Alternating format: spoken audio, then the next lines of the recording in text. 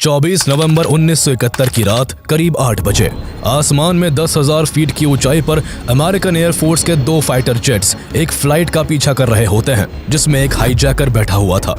यह hijacker America के Portland से सियाटल जा रही इस नॉर्थ वेस्ट फ्लाइट 305 को हाईजैक कर अमेरिकन गवर्नमेंट से $2 लाख की फिरौती वसूल चुका था, जो आज के हिसाब से करीब 14 करोड़ रुपए होते हैं। ये प्लेन अभी भी उसी के कंट्रोल में था और पायलट अभी भी उसके ही इशारे पर प्लेन को रीनो शहर की ओर फ्लाई कर रहा होता है। इस दौरान आसमान की ऊंचाई में चारों तरफ अंधेरा पसरा हुआ था, तेज हवाएं चल रही थी, टेम्परेचर -7 डिग्री सेल्सियस था और बर्फीली बारिश हो रही थी।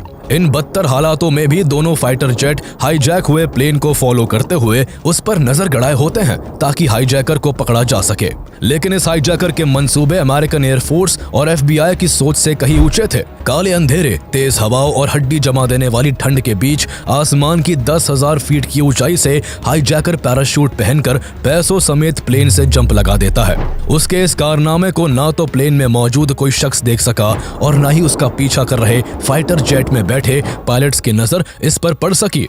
इसके बाद उस हाईजैकर को मानो जमीन खा गई या फिर आसमान निकल गया, उसका कोई नामो निशान नहीं मिल सका।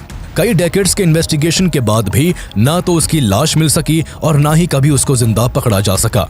यह कहानी है उस हाईजैकर की जिसे दुनिया DB कूपर के नाम से जानती है, जिसने एक ऐसी हाईजैकिंग को अंजाम दिया जो अमेरिका के कमर्शियल एविएशन के इतिहास का इकलौता अनसॉल्व्ड हाईजैकिंग केस बन गया। 50 साल से ज्यादा का वक्त गुजर जाने के बाद भी अभी तक ये एक रहस्य ही बना हुआ है कि आखिर DB कूपर कौन था, कहां से आया था और रात के अंधेरे में आसमान के बीचों बीच वो कहां गायब हो गया। A hijacker calling himself DB Cooper jumped from an airliner in flight and demanded a $200,000 ransom and a parachute. 305, we have a hijack in progress. He said to me, all I have to do is attach this wire to this gadget here, and we all be dead. What really happened to DB Cooper? You believe that your uncle was DB Cooper. But there has never been a trace of Cooper or his true identity. It doesn't feel good to acknowledge that this is the only unsolved skyjacking in American history. कहानी की शुरुआत 24 नवंबर 1971 को America के Portland international airport से होती है, जहां से एक बोइंग 727 प्लेन हर रोज की तरह सियाटल टैकोमा इंटरनेशनल एयरपोर्ट के लिए उड़ान भरने वाला था। दोपहर करीब 2 बजे black business suit, white shirt, black tie और ब्लैक सनग्लासेस पहने हुए करीब 45 साल का शख्स एक ब्लैक ब्रीफकेस लेकर इस प्लेन से सियाटल जाने के लिए एयरपोर्ट में दाखिल होता है। ये शख्स अपना नाम डैन कूपर बताते हुए नॉर्थ वेस्ट ओरिएंट एयरलाइंस के काउंटर से $20 पे करके सियाटल के लिए एक 1 वे टिकट लेता है और बोर्डिंग गेट की तरफ बढ़ जाता है। 1970s के उस दौर में डोमेस्टिक फ्लाइट्स के लिए ना तो पैसेंजर्स की कोई सिक्योरिटी चेकिंग होती थी और ना ही किसी का आइडेंटिटी वेरिफिकेशन होता था। सिर्फ एक फ्लाइट टिकट खरीदकर कोई भी पैसेंजर किसी भी नाम से ट्रैवल कर सकता था। इसलिए ना तो डैन कूपर की आइडेंटिटी को वेरीफाई किया गया और ना ही उसका ब्रीफकेस चेक हुआ और वो फ्लाइट 305 में सवार हो गया। दोपहर 2:50 पर फ्लाइट 305 उड़ान भरती है, जिसकी कमान को विलियम ए स्कॉट ने संभाला हुआ था। इस प्लेन में टोटल 37 पैसेंजर्स और 6 क्रू मेंबर्स थे।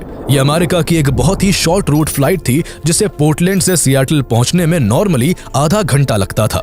लेकिन इस फ्लाइट को इस दिन अपनी डेस्टिनेशन तक पहुंचने में कुछ वक्त की देरी होने वाली थी और इस बीच कुछ ऐसा होने वाला था जो हमेशा हमेशा के लिए इतिहास के पन्नों में अपने लिए जगह बना लेता है। फ्लाइट के टेक ऑफ करने के बाद जहां सभी पैसेंजर्स अपनी अपनी धुन में खोए हुए थे, तो वही डैन कूपर लास्ट रो में 18C सीट पर बैठा हुआ सिगरेट और बर्बन एंड सोडा का लुत्फ ले रहा होता है। 1970s में फ्लाइट ट्रैवलिंग के कायदे और कानून आज से काफी अलग थे। उस समय फ्लाइट में स्मोकिंग करना अलाउड था। अच्छे से सेटल होने के बाद कूपर ने थोड़ी ही दूरी पर बैठी फ्लाइट अटेंडेंट फ्लोरेंस शैफनर को एक नोट पकड़ा दिया। फ्लाइट अटेंडेंट शैफनर को लगा कि वो उसके साथ फ्लर्ट कर रहा है, इसलिए उसने एक फॉर्मल स्माइल के साथ उस नोट को बिना पढ़े ही अपनी पॉकेट में रख लिया। कुछ देर तक जब कूपर को शैफनर की तरफ से नोट को लेकर कोई रिएक्शन नहीं मिला, तो उसने उसे अपने पास से गुजरते हुए रोककर फुसफुसाते हुए कहा, मिस, आपको ये नोट पढ़ लेना चाहिए, मेरे पास बॉम्ब है। शेफनर को अभी भी ये कोई मजाक ही लगा, पर जब उसने नोट को खोलकर पढ़ा तो उसके चेहरे की हवाइयां उड़ गई। उस पर लिखा हुआ था कि miss, I have a bomb in my briefcase and want you to sit by me. Shefner ने यह पढ़कर कूपर की ओर देखा, जो अपने ब्रीफकेस की तरफ इशारा करते हुए उसे बताता है कि उसके इसी ब्रीफकेस में बॉम्ब है। चंद सेकंड्स के इस वाकये ने शेफनर के होश उड़ाकर रख दिए। उसने घबराते हुए तुरंत अपनी कोवर्कर टीना मकलो को पास बुलाकर सब कुछ बताते हुए वो नोट पकड़ा दिया। टीना मकलो भी उस नोट में लिखी बात को पढ़ के डर चुकी थी, लेकिन उसने हिम्मत करके कूपर से पूछा कि कहीं वो मजाक तो नहीं कर रहा। इसके जवाब में अगले ही पल कूपर ने उन दोनों फ्लाइट अटेंडेंट्स को ब्रीफकेस खोलकर दिखाया, जिसमें डायनामाइट की 8 रेड स्टिक्स टेप्स के बंडल में बंधी हुई थी, जिससे एक बैटरी और बहुत सारे वायर्स जुड़े हुए थे। ये देखकर शेफनर और टीना मकलो के डर का कोई ठिकाना नहीं रहा। उन दोनों की घबराहट को और बढ़ाते हुए कूपर ने 2 तारों को अपने हाथ में पकड़कर उनसे कहा कि ये प्लेन अब हाईजैक हो चुका है और वो जब चाहे इस प्लेन को विस्फोट कर उड़ा सकता है। यहां से कूपर की हाइस्ट शुरू हो चुकी थी।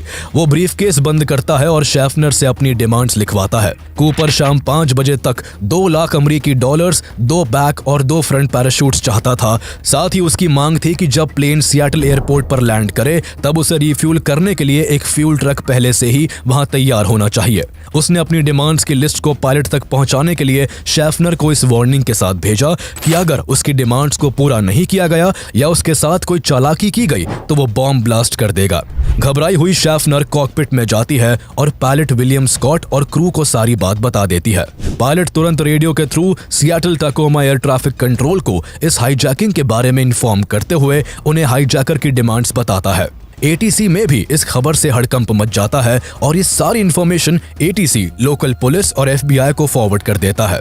हाईजैकिंग की इस खबर से FBI अलर्ट हो गई और वो तुरंत इस मामले में नॉर्थ वेस्ट ओरिएंट एयरलाइंस के प्रेसिडेंट डोनाल्ड नायरॉब से बात करती है। डोनाल्ड नायरॉब को पैसेंजर्स की जिंदगी और अपनी एयरलाइंस की इज्जत दोनों की फिक्र थी, इसलिए हालात की गंभीरता को समझते हुए वो बिना किसी अगर मगर के कूपर की सारी डिमांड्स को मान लेते हैं। जहां ये सब चल रहा था तो वही टीना मकलो कूपर के पास वाली सीट पर बैठी कूपर और पायलट के बीच कम्युनिकेशन का जरिया बनी हुई थी। वो इंटरकॉम के जरिए दोनों तरफ की बातों को एक दूसरे तक पहुंचा रही होती है। कुछ देर बाद अमेरिकी अथॉरिटीज पायलट को बताती है कि कूपर की सभी डिमांड्स को मान लिया गया है। अपनी डिमांड्स के माने जाने पर कूपर टीना मकलो के सामने एक और डिमांड रखता है कि उसे दी जाने वाली रकम के सभी नोट 20-20 डॉलर्स के होने चाहिए और जब तक उसकी मांगी गई सभी चीजें ग्राउंड पर तैयार ना हो तब तक प्लेन को एयरपोर्ट पर लैंड ना किया जाए।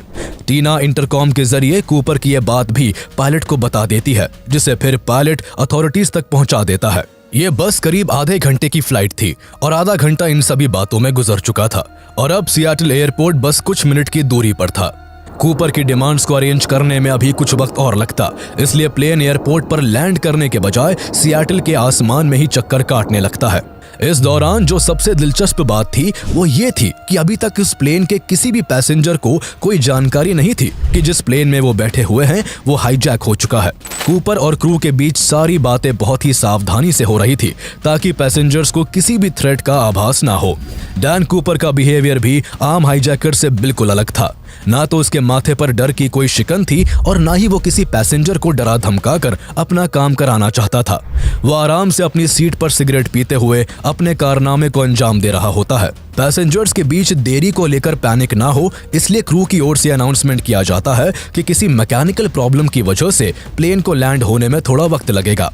इस अनाउंसमेंट के बाद जहां प्लेन करीब 2 घंटे तक सियाटल के आसमान में गोल गोल चक्कर काटता रहा, तो वही इतनी देर में FBI ने कूपर को देने के लिए सियाटल फर्स्ट नेशनल बैंक से $2 लाख और इसाकुआ के फ्लाइट स्कूल से 4 पैराशूट्स का इंतजाम कर लिया था। उस दौरान रॉबरी, किडनैपिंग और हाईजैकिंग जैसे इंसिडेंट्स के लिए बैंक्स में कुछ फंड अलग से रखा जाता था और उसके सभी नोट्स के सीरियल नंबर्स को लिख लिया जाता था ताकि जब किसी ऐसे क्रिमिनल द्वारा रैंसम के तौर पर मिले उन पैसों को खर्च किया जाए तो उसका पता लगाकर उसे पकड़ा जा सके। कूपर के केस में भी ये काम कर लिया गया था और उसे अब जो $2 लाख दिए जाने थे उसमें मौजूद हर एक नोट का फोटोग्राफ और उनके सीरियल नंबर बैंक और FBI के पास मौजूद थे।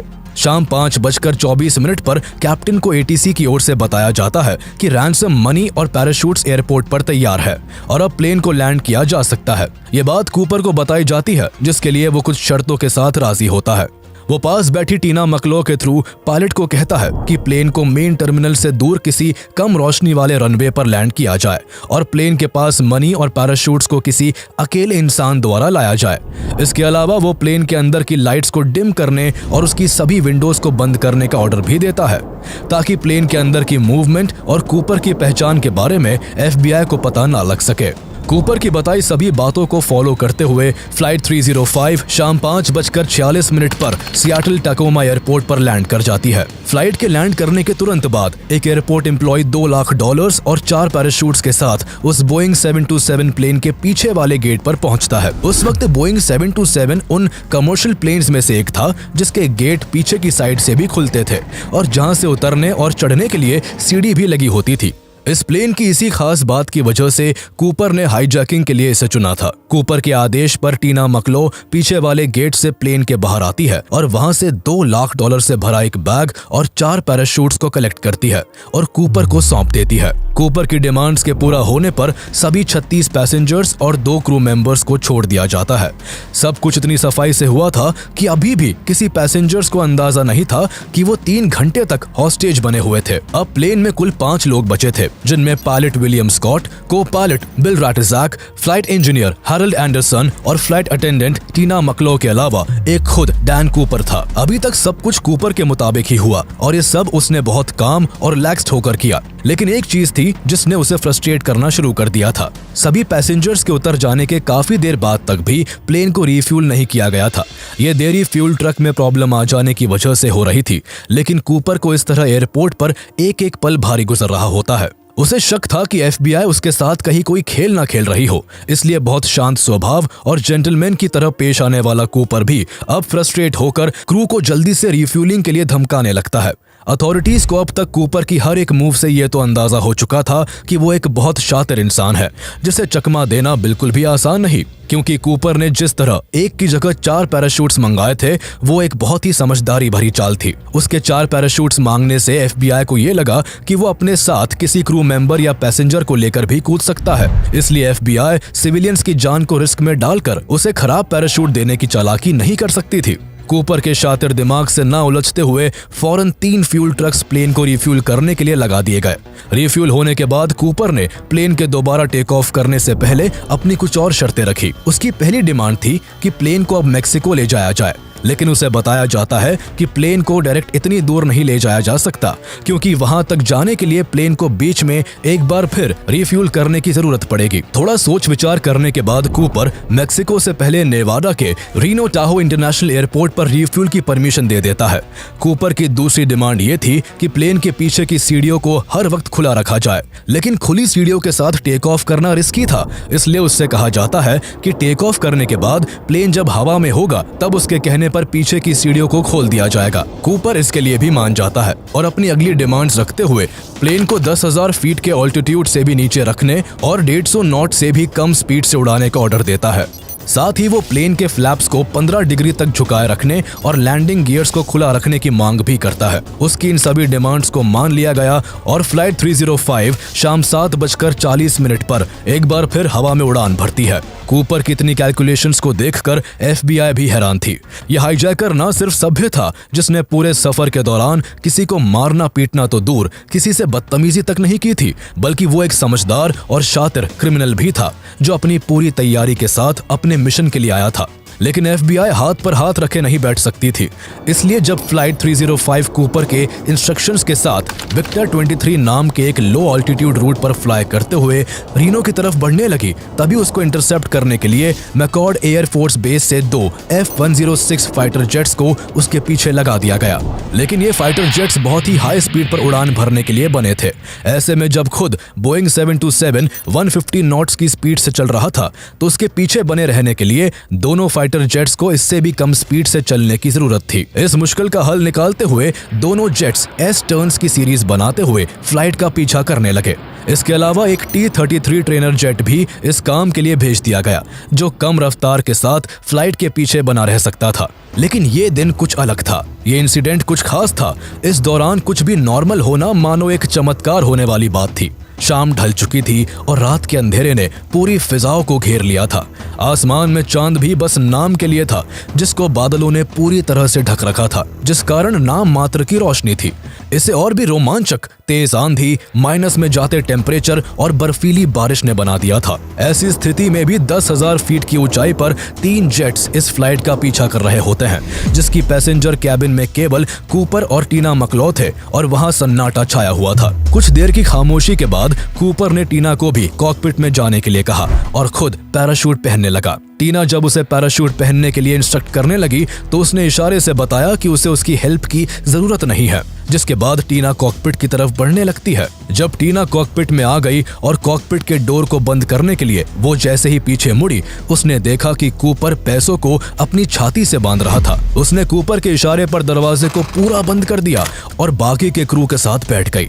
इसके कुछ देर बाद रात के करीब 8 बजे कॉकपिट में एक वार्निंग लाइट जलती है, जो इस बात का इशारा थी कि प्लेन के पीछे की सीढ़ियों को खोल दिया गया है। पायलट ने इंटरकॉम के जरिए कूपर से पूछा कि क्या उसकी मदद के लिए किसी को भेजा जाए, जिसके जवाब में कूपर सिर्फ गुस्सा करता है। वो कोई भी इंटरफेरेंस नहीं चाहता था। इस वक्त प्लेन रीनो पहुंचने से काफी दूर था और उसके नीचे सिर्फ पहाड़, नदी और जंगल थे। हवा तेजी के साथ प्लेन में आ रही थी। इसके कुछ मिनट बाद 8:13 पर कॉकपिट में बैठे क्रू को एक बहुत जोर का झटका और एयर प्रेशर महसूस होता है, जिसे फिर पायलट द्वारा रीलेवल किया जाता है, जिससे थोड़ी देर बाद प्लेन कुछ स्टेबल होता है। करीब 2 घंटे बाद रात 10:15 पर plane Reno Tahoe international airport पर लैंड कर जाता है, जिसकी पीछे की सीढ़ी उस वक्त भी खुली हुई थी। प्लेन को चारों तरफ से FBI के एजेंट्स, लोकल पुलिस और स्टेट ट्रूपर्स द्वारा घेर लिया जाता है। प्लेन की तलाशी ली जाती है, अंदर का चप्पा चप्पा छाना जाता है, लेकिन उसमें कूपर का कोई नामो निशान नहीं मिलता।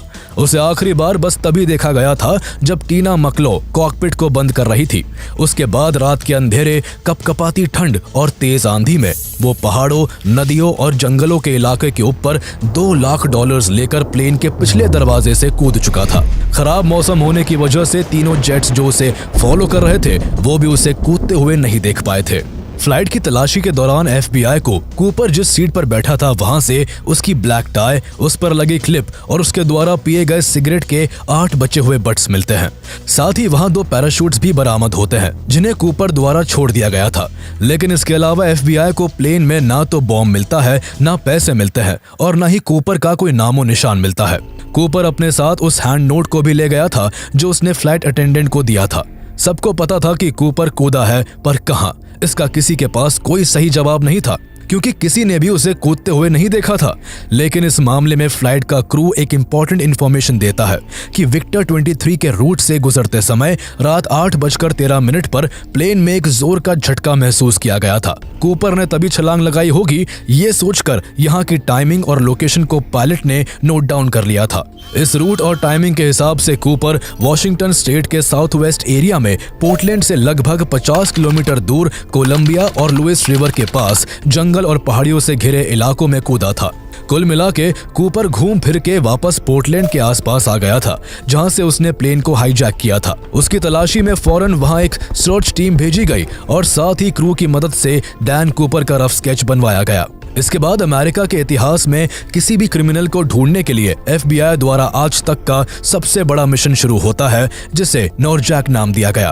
तब ना तो FBI और ना ही दुनिया को पता था कि एक ऐसा केस है जो इतिहास के पन्नों पर अपनी एक ऐसी कहानी छोड़ देगा जिसका जिक्र दशकों बाद भी होता रहेगा। कूपर के गायब होने के अगली सुबह जब FBI द्वारा एक बड़ी टीम कूपर को ढूंढने के लिए भेजी गई तो जंगल, नदी और पहाड़ों के उस बहुत बड़े इलाके में कई दिनों की तलाशी के दौरान कूपर का कोई अता पता नहीं चल सका। उसकी बेस्ट पॉसिबल लैंडिंग लोकेशन को जानने के लिए FBI ने सारा सीन रिक्रिएट करके भी देखा। इसके लिए हाईजैक हुए सेम एयरक्राफ्ट को सेम रूट पर सेम कॉन्फ़िगरेशन के साथ फ्लाई किया गया और पायलट द्वारा बताई गई लोकेशन से 200 पाउंड का स्लेड प्लेन की पीछे की सीढ़ियों से फेंका गया। इस तरह जो पॉसिबल लैंडिंग जोन सामने आया वो एरियल से कुछ मील साउथ ईस्ट में, सियाटल से 150 माइल्स साउथ में और पोर्टलैंड से 40 माइल्स नॉर्थ में लेक मेरविन के पास था। वहां भी FBI द्वारा सर्च ऑपरेशन शुरू किया गया। हजारों मिलिट्री ट्रूप्स और पुलिस ऑफिसर्स ने जंगलों और नदियों की तलाशी ली। वहां मौजूद एक एक फार्म हाउस और मकान की छानबीन की गई। एक तरफ हजारों का सैन्य बल कूपर को चप्पे चप्पे में पैदल तलाश कर रहा था, तो दूसरी ओर हेलीकॉप्टर से भी पूरे इलाके को छाना जाने लगा। इसके अलावा कूपर को ढूंढने के लिए लेक मेरविन में सबमरीन को भी उतारा गया। साथ ही स्पाई प्लेन SR-71 भी इस काम में लग गया। लेकिन बहुत लंबे समय की छानबीन के बाद भी हर तरकीब नाकाम ही साबित हुई। ना तो कूपर की लाश मिली और ना उसे जिंदा पकड़ा जा सका। ना ही उसके द्वारा इस्तेमाल किए गए पैराशूट मिले और ना ही $2 लाख का कुछ पता चल सका। जहां FBI का इस केस को लेकर फ्रस्ट्रेशन बढ़ता जा रहा था, तो वहीं दूसरी तरफ मीडिया और पब्लिक का इसको लेकर फैसिनेशन आसमान छूने लगा था। हर कोई जानना चाहता था कि आखिर वो रहस्यमय इंसान कौन था, वो कहां का रहने वाला था और आखिर आसमान में अंधेरे के बीच वो कहां लापता हो गया। इस केस को लेकर लोगों के बीच किस कदर क्रेज था, इसका अंदाजा इस बात से लगाया जा सकता है कि जब ये हाईजैकिंग हुई तब जल्दी जल्दी में एक रिपोर्टर ने न्यूज़पेपर में उसका नाम गलती से डैन कूपर की जगह DB कूपर लिख दिया। इसके बाद आगे और भी कई पब्लिकेशन हाउसेज ने भी इसी नाम का इस्तेमाल किया। तब से नाम दुनिया में किसी जंगल में आग की तरह फैल गया और इस तरह उस मिस्टीरियस हाईजैकर का नाम ही बदल गया। हालांकि डैन कूपर जो उसने टिकट में नाम लिखवाया था वो भी एक फेक नेम ही था, जिसकी इंक्वायरी करने पर FBI को किसी भी इंसान का कोई रिकॉर्ड नहीं मिला। बाद में पता चला कि डैन कूपर 1950s की एक बेल्जियम पॉपुलर कॉमिक बुक के कैरेक्टर का नाम था, जो कि एक कैनेडियन जेट पायलट था। इस जानकारी के बाहर आने पर FBI को लगने लगा था कि हाईजैकर इसी कॉमिक बुक से इंस्पायर था और इसलिए उसने अपना नाम डैन कूपर रखा। शुरुआत में FBI ये मानती रही कि कूपर प्लेन से सक्सेसफुली जंप नहीं कर पाया और कहीं गिरकर मर गया। एक FBI इन्वेस्टिगेटर रैल्फ हिमल्सबैक, जिन्होंने इस पूरे मिशन को नॉरजैक कोड नेम दिया था, उन्होंने माना कि कूपर सही से पैराशूट भी नहीं खोल पाया होगा और उसकी किसी पहाड़ या पेड़ से टकराने से जान चली गई होगी। उनके जैसे और भी बहुत से FBI एजेंट्स और एक्सपर्ट्स ने यह थ्योरी दी कि जिस वक्त कूपर ने छलांग लगाई उस वक्त मौसम बेहद खराब था। रात का अंधेरा था और टेम्परेचर -7 डिग्री से भी नीचे था। तेज हवाएं चल रही थी और बर्फीली बारिश हो रही थी। ऐसे खराब मौसम में कूपर ने जंप के लिए इजी टू यूज पैराशूट्स को छोड़कर ऐसे मिलिट्री पैराशूट्स को चुना था जिसे ऑपरेट करना बहुत मुश्किल था। इसके अलावा उसका गेटअप स्काई डाइविंग के लिए बिल्कुल भी सूटेबल नहीं था। ना तो उसके पास हेलमेट था, ना ग्लव्स, ना स्काई डाइविंग वाले ग्लासेस और शूज थे। ऐसे में वो $2 लाख से भरे बैग और एक ब्रीफकेस को लाद कर पहाड़ों, जंगलों और नदियों के इलाके में कूदा था, जिससे उसके बचने का कोई चांस नहीं था। लेकिन FBI का यह गुमान भी कुछ ही समय में दूर हो गया, जब कूपर के इंसिडेंट के बाद एक कई कॉपीकैट हाईजैकिंग हुई, जिनमें हर हाईजैकर ने कूपर की तरह प्लेन को हाईजैक किया, लाखों डॉलर्स की रैंसम ली और बिना किसी स्काई डाइविंग किट के नॉर्मल कपड़ों में ही प्लेन से कूदकर सेफली लैंड भी कर गया। हालांकि इन सभी कॉपीकैट हाईजैकर्स को FBI द्वारा अरेस्ट कर लिया गया, लेकिन जिसे नहीं पकड़ा जा सका वो था DB कूपर। FBI ने उसे पकड़ने के लिए हर एक तरीके से इन्वेस्टिगेशन की। एक और जहां पॉसिबल लैंडिंग जोन में उसे military, police, helicopters, spy jet और सबमरीन द्वारा खोजा जा रहा था, तो वही दूसरी ओर FBI ने कूपर को दिए गए $2 लाख के हर एक नोट के सीरियल नंबर को अखबारों में छपवा दिया। Serial numbers banks, shops, casino समेत हर उस जगह बांट दिए गए जहां भी उन्हें खर्च किया जा सकता था। लोगों से अपील की गई कि उनमें से एक भी सीरियल नंबर का नोट जिसको भी मिले वो FBI को इन्फॉर्म करे। ऐसा करने वालों के लिए इनाम भी रख दिया गया। साथ ही कूपर का फाइनल स्केच, जिसे तैयार करने में करीब 2 साल लग गए, वो भी अखबारों और पोस्टर्स के जरिए दुनिया तक पहुंचा दिया गया। इसके अलावा FBI ने हाईजैकिंग होने के बाद 5 सालों में करीब 800 सस्पेक्ट्स को इन्वेस्टिगेट किया, लेकिन उनमें से करीब 24 सस्पेक्ट्स ही ऐसे मार्क किए गए जिनका DB कूपर होने का कोई चांस था। लेकिन उन सभी की भी गहराई से जांच करने के बाद FBI को निराशा ही हाथ लगी। इस पूरी कहानी में ट्विस्ट तब आता है जब फरवरी 1980 में 8 साल के बच्चे ब्रायन इनग्राम को कोलंबिया नदी के पास टीना बार के बीच की रेत से $20 नोट्स के 3 बंडल्स मिलते हैं, जो बहुत खस्ता हालत में थे और उनका टोटल अमाउंट करीब $5,800 था। इन पर जो सीरियल नंबर्स थे वो DB कूपर को दिए गए पैसों से एग्जैक्ट मैच कर गए।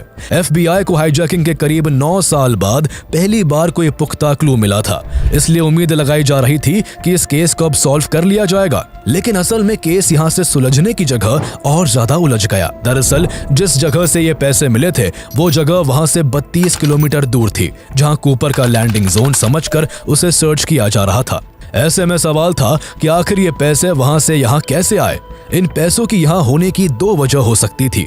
पहली ये कि कूपर इस जगह के आसपास ही कूदा था और इसीलिए कूदते समय कुछ पैसे गिर गए और यहाँ रह गए।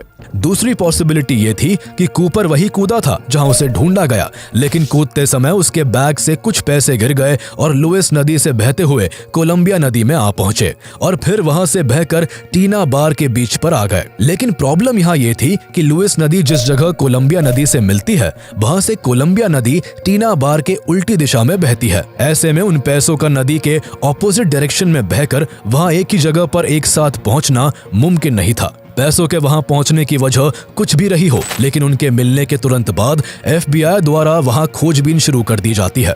कई जगहों को खोदा जाता है, चारों तरफ तलाशी ली जाती है, लेकिन FBI को इन 3 बंडल्स के अलावा कुछ नहीं मिला। ना तो और पैसे मिले, ना पैराशूट का कोई फटा टुकड़ा मिला और ना ही कूपर से जुड़ा कोई और सुराग मिल सका। इस तरह साल दर साल बदलते गए, ना तो कूपर मिला और ना ही FBI की जांच रुकी। हर पॉसिबल एरिया को खंगाला जाता रहा। डीबी कूपर से मिलते जुलते सभी सस्पेक्ट्स को इन्वेस्टिगेट किया गया। इनमें से कुछ सस्पेक्ट्स को तो उनके फैमिली मेंबर्स ने खुद FBI के हवाले किया था। किसी ने अपने अंकल को डीबी कूपर बताया तो किसी ने अपने भाई के डीबी होने की बात की। इस केस की पॉपुलैरिटी को देखकर कुछ लोगों ने खुद को डीबी कूपर बताकर FBI को सौंपा, लेकिन सालों की इन्वेस्टिगेशन के बाद भी FBI को उनमें से किसी के भी डीबी कूपर होने का कोई पुख्ता सबूत नहीं मिला। देखते देखते साल दशकों में बदल गए और 2011 आ गया। इन 40 सालों के दौरान FBI ने करीब 1000 सस्पेक्ट्स को डीपली इन्वेस्टिगेट किया। इस दौरान तक इस केस की इतनी फाइल्स बन गई थी कि अगर उन्हें एक के ऊपर एक रखा जाता तो उनकी ऊंचाई करीब 40 फीट तक हो जाती। FBI द्वारा टारगेट किए गए सस्पेक्ट्स में most important suspect Richard Floyd McCoy था, जिसने कूपर की हाईजैकिंग के करीब 4 महीने बाद 1972 में सेम कंपनी के प्लेन को सेम तरीके से हाईजैक किया था। उसने $5 लाख की रैंसम वसूलकर कूपर की तरह ही प्लेन से छलांग लगा दी थी। हालांकि उसे 5 दिन बाद ही पकड़ लिया गया, लेकिन जब उसकी जांच पड़ताल की गई तो वो असली कूपर नहीं था। वह महज 29 साल का था, जबकि कूपर की उम्र 45 के करीब थी। इसलिए उसकी उम्र और फ्लाइट अटेंडेंट्स के डिस्क्रिप्शन के चलते उसे कूपर होने की लिस्ट से अलग कर दिया गया। बाद में जेल से भागने के दौरान उसको पुलिस ने शूट कर मार डाला। ऐसा ही एक इंटरेस्टिंग केस 1995 में देखने को मिला, जब जेओ नाम की एक लेडी FBI को बताती है कि उसके पति ड्वेन वेबर ने मरते समय उसे बताया कि वो ही असली डीबी कूपर है। जेओ ने बताया कि 1979 में वो और उसका पति एक ट्रिप पर थे। जब एक जंगल से गुजरते हुए उसने उससे कहा कि कूपर यहाँ से ही निकलकर फरार हुआ था और कुछ दूर ड्राइव करके उसने कोलंबिया नदी के पास कार रोककर अपनी पत्नी को वहीं ठहरने के लिए कहा और खुद कुछ देर के लिए गायब हो गया। ये वही जगह के आसपास की बात थी जहां से ब्रायन इनग्राम नाम के बच्चे को पैसे मिले थे। जेओ के हिसाब से उसके पति ने ही उन पैसों को वहां गाड़ा था, लेकिन जेओ अपने जिस मरे हुए पति ड्वेन वेबर को डीबी कूपर बता रही थी, वो एक क्रिमिनल जरूर था, लेकिन कूपर का DNA उससे मैच नहीं हो सका, जिस वजह से वो भी असली डीबी कूपर नहीं था। डीबी कूपर ने जंप के लिए जिस तरह मिलिट्री पैराशूट को चुना था और जिस तरह बोइंग 727 के बारे में उसकी अच्छी अंडरस्टैंडिंग थी, इससे एक्सपर्ट्स का यह भी मानना था कि डीबी कूपर कोई मिलिट्री से जुड़ा शख्स था, जिसे मिलिट्री पैराशूट से स्काई डाइविंग का एक्सपीरियंस था। इन्हीं सब आधारों पर एक और शख्स के डीबी कूपर होने की बात सामने आई, जिसका नाम केनेथ क्रिश्चियनसेन होता है। ये शख्स नॉर्थ वेस्ट ओरिएंट एयरलाइंस के लिए काम कर चुका था और एक पैराट्रूपर भी रह चुका था, जिसे मिलिट्री पैराशूट्स का बहुत एक्सपीरियंस था। जहां हाईजैकिंग हुई ये उसी इलाके में रहता था और जो बात उसके डीबी कूपर होने को सबसे ज्यादा हाईलाइट करती थी वो ये थी कि उसकी शक्ल डीबी कूपर से काफी मिलती जुलती थी और उसका नेचर भी कूपर की तरह ही काम था। साथ ही उसे सिगरेट और बर्बन ड्रिंक का शौक था। हाईजैकिंग के 1 साल बाद ही उसने अपनी कमाई की हैसियत के मुकाबले एक बहुत बड़ा घर लिया था। उसके भाई को उसका लिखा हुआ एक नोट भी मिला, जिसमें उसने किसी हॉलीवुड डायरेक्टर से अपने ऊपर एक मूवी बनाने की बात की थी। उसने मरने से पहले अपने भाई से कहा था कि एक राज है जो उसे जानना चाहिए, पर वो उसे बताएगा नहीं। डीबी कूपर का ये एक परफेक्ट मैच सा लगता है, लेकिन ये सब बातें उसके मरने के कई साल बाद उसके भाई द्वारा बाहर आ सकी। साथ ही इन सभी बातों को महज इत्तेफाक बताते हुए FBI ने केनेथ क्रिश्चियनसेन को भी डीबी कूपर कंसिडर नहीं किया। उसके अलावा और भी कई इंपॉर्टेंट इंपॉर्टेंट सस्पेक्ट्स को डीबी कूपर से जोड़ा गया, लेकिन जांच में कोई भी डीबी कूपर साबित नहीं हो सका। इस तरह 45 सालों तक हजारों सस्पेक्ट्स को इन्वेस्टिगेट और कई जगहों को खंगालने के बाद भी डीबी कूपर का कोई अता पता नहीं चल सका। उसकी सीट से जो सिगरेट बट्स मिली थी वो बाद के सालों में मिस्टीरियस तरीके से गायब हो गई और उसकी टाई से मिले क्लू भी उसे ढूंढने के कुछ काम नहीं आ सके। ये केस जहां दुनिया के लिए रहस्यों से भरा एक किस्सा बना होता है, तो वही FBI के लिए सरदर्द बन चुका था। इसलिए जुलाई 2016 में FBI ने थक हार कर इस केस को बंद कर दिया। लेकिन डीबी कूपर का केस इतना ज्यादा पॉपुलर है कि अभी भी कई इंडिपेंडेंट इन्वेस्टिगेटर्स डीबी कूपर की गुत्थी को सुलझाने में अपनी किस्मत को आजमा रहे हैं। वही डीबी कूपर ने अमेरिका में अपनी एक फैन फॉलोइंग बना ली थी और कई लोगों का वो हीरो बन चुका होता है। लोगों का मानना था कि जिस तरह कूपर बड़ी ही सफाई से हाईजैकिंग को अंजाम देकर गायब हुआ और FBI को जिस तरह चकमा देता रहा, वो काबिले तारीफ था। एरियल वॉशिंगटन, जहां कूपर कूदा, वहां से कुछ ही दूरी पर एक बार है जहां हर साल 24 नवंबर के दिन को डीबी कूपर डे के नाम से सेलिब्रेट किया जाता है और उसकी कामयाबी का जश्न मनाया जाता है। आज 50 से भी ज्यादा साल गुजर चुके हैं, लेकिन अभी तक इस रहस्य का खुलासा नहीं हो सका कि आखिर ये डीबी कूपर कौन था, उसका असली नाम क्या था और वो कहां से आया था। और रात के अंधेरे और तेज तूफान के बीच आसमान की 10,000 फीट की ऊंचाई से कूदकर वो हवा में कहां गायब हो गया।